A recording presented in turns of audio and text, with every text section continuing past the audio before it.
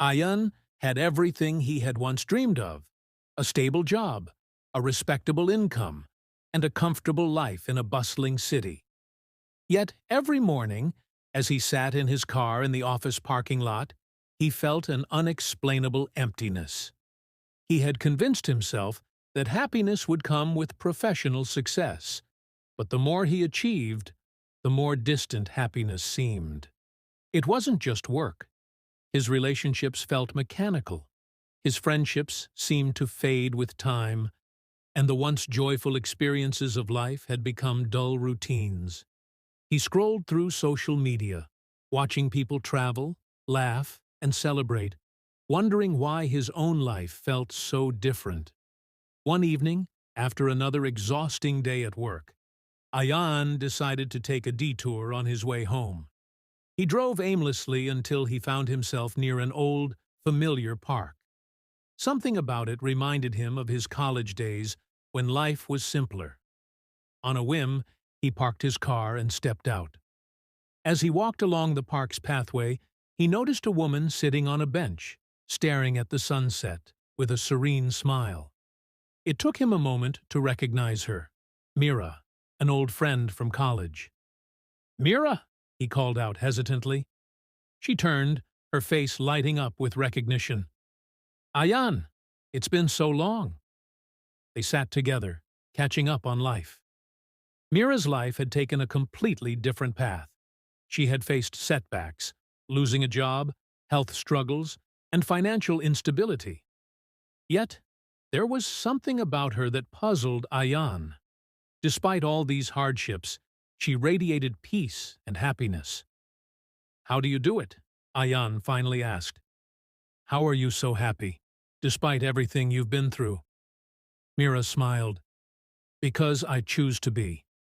Happiness isn't about perfect circumstances. It's about how you respond to life." Ayan frowned. "That's easier said than done." "It is," Mira admitted, "but it's also possible. You just have to train yourself to find joy, even in the smallest moments." That conversation stuck with Ayan. Could happiness really be a choice? Determined to test Mira's words, Ayan decided to experiment. For 1 week, he would try to find happiness in every situation, no matter how big or small. The next morning, as he sipped his coffee, he focused on the warmth of the cup in his hands, the rich aroma, and the quiet moment before the chaos of the day began. It was something he had taken for granted before. At work, he faced a frustrating situation. His manager rejected a presentation he had worked on for days. Instead of dwelling on the disappointment, he reminded himself that failures were learning experiences. He took a deep breath, reworked his ideas, and sought constructive feedback. To his surprise, his second attempt was well received. Later that evening, he got stuck in traffic. Usually, this would have irritated him, but he decided to use the time differently. He played his favorite music and simply enjoyed the moment. By the end of the week, Ayan noticed something strange. He felt lighter. The problems in his life hadn't disappeared, but his perspective had shifted. Encouraged by his experiment, Ayan began paying closer attention to people around him. He wanted to understand how others found joy despite struggles. One day, while buying tea from a roadside vendor, he observed the old man serving customers with a genuine smile. Ayan couldn't resist asking, "You work all day in this heat. Don't you ever feel exhausted or frustrated?" The old man chuckled.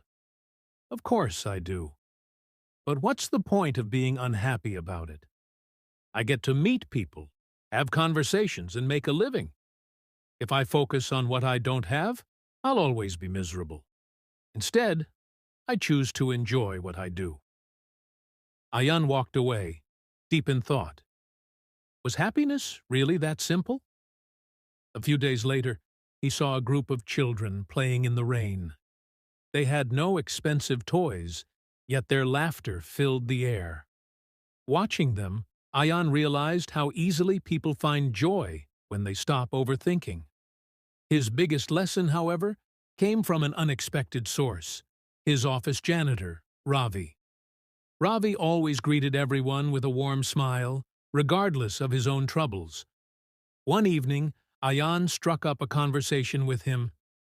"You always seem so cheerful," Ayan observed. "What's your secret?" Ravi laughed. "Sir, I've seen hard times. I once had nothing to eat for days. But I realized something. If I wait for everything to be perfect before I'm happy, I'll spend my whole life waiting. So, I choose to be happy today."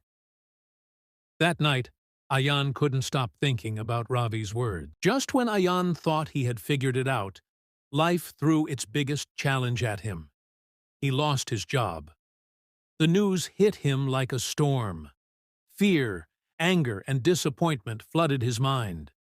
The old Ayan would have panicked, spiraling into frustration. But now, he took a deep breath and remembered Mira's words. Happiness is a choice. Instead of drowning in negativity, he took a step back. He reminded himself that this was an opportunity to explore new possibilities. He had always wanted to start his own consulting business, but had never taken the leap. Maybe this was the push he needed. The first few weeks were tough. There were rejections, doubts, and financial struggles. But this time, Ayan didn't let setbacks define him. He focused on small wins, appreciated the freedom he had, and kept moving forward. Slowly, his efforts paid off. He built a small but steady clientele, and his confidence grew. More importantly, he discovered a sense of fulfillment he had never felt in his corporate job. Months later, as Ayan sat in the same park where he had met Mira, he smiled to himself. He had finally understood what she meant. Happiness wasn't about external success.